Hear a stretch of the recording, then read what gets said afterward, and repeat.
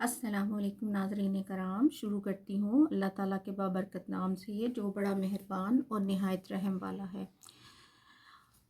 آج آپ کو حضرت محمد صلی اللہ علیہ وسلم آقائے دو جہاں کی چھوٹی بیٹی حضرت فاطمہ رضی اللہ تعالیٰ عنہ کے بارے میں آپ کو بتاتی ہوں۔ حضرت فاطمہ رضی اللہ تعالیٰ عنہ حضور پاک صلی اللہ علیہ وسلم کو اپنی صاحبزادیوں میں سے سب سے محبوب اور پیاری تھیں۔ ان کی ولادت اس وقت ہوئی جب حضور پاک صلی اللہ علیہ وسلم کعبۃ اللہ کی تعمیر میں مشغول تھے۔ اس وقت نبی صلی اللہ علیہ وسلم کی عمر مبارک 35 برس تھی۔ یہ تمام صاحبزادیوں میں عمر میں چھوٹی تھی اور حضور پاک صلی اللہ علیہ وسلم کی تمام عادات و اطوار کی جھلک ان میں موجود تھی۔ حضرت عائشہ صدیقہ رضی اللہ تعالیٰ عنہ فرماتی ہیں کہ میں نے عادات و اطوار، گفتگو اور سیرت و صورت میں اس قدر مشابہت کسی کی نہیں دیکھی جتنی حضرت فاطمہ رضی اللہ تعالیٰ عنہ میں حضور پاک صلی اللہ علیہ وسلم کی نظر آتی تھی۔ آپ صلی اللہ علیہ وسلم ان سے اس قدر محبت رکھتے تھے کہ شادی کے بعد ہر روز آتے جاتے ان سے ملنے ان کے گھر جاتے۔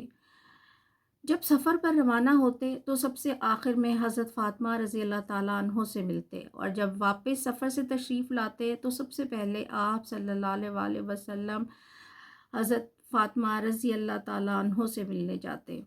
جب آپ حضرت فاطمہ رضی اللہ تعالیٰ عنہ تشریف لاتی تو آپ صلی اللہ علیہ وسلم کھڑے ہو جاتے، ان کے ہاتھ چومتے اور محبت سے انہیں اپنے پاس بٹھاتے۔ صلی اللہ علیہ وسلم بھی ان کے پاس جاتے تو آپ رضی اللہ تعالیٰ عنہ بھی کھڑی ہو جاتی اور اپنے بابا جان کے ہاتھ چومتی اور احترام سے ان کو بٹھاتی۔ حضرت فاطمہ رضی اللہ تعالیٰ عنہ بچپن سے اپنے پیارے بابا رسول کریم صلی اللہ علیہ وسلم کے ساتھ تھیں۔ ان کی تمام تکالیف میں ان کے ساتھ رہیں۔ ایک بار ایک کافر نے نماز کے دوران ان پر اوجڑی لا کر ڈال دی تو آپ رضی اللہ تعالیٰ عنہ دوڑی چلی آئیں اور روتے ہوئے حضور پاک صلی اللہ علیہ وسلم سے وہ تمام گند صاف کیا۔ ہجرت کے وقت آپ رضی اللہ تعالیٰ عنہ اپنے باقی خاندان والوں کے ساتھ یہی مکہ میں قیام پذیر رہیں، یہاں تک کہ حضور پاک صلی اللہ علیہ وسلم نے حضرت زید بن حارثہ رضی اللہ تعالیٰ عنہ کو 2 اونٹ اور 500 درہم دے کر بھیجا کہ وہ تمام اہل خانہ کو مدینہ لے آئیں۔ آپ صلی اللہ علیہ وسلم فرماتے تھے کہ فاطمہ رضی اللہ تعالیٰ عنہ میرے جسم کا ٹکڑا ہے، جس نے اسے ناراض کیا اس نے مجھے ناراض کیا۔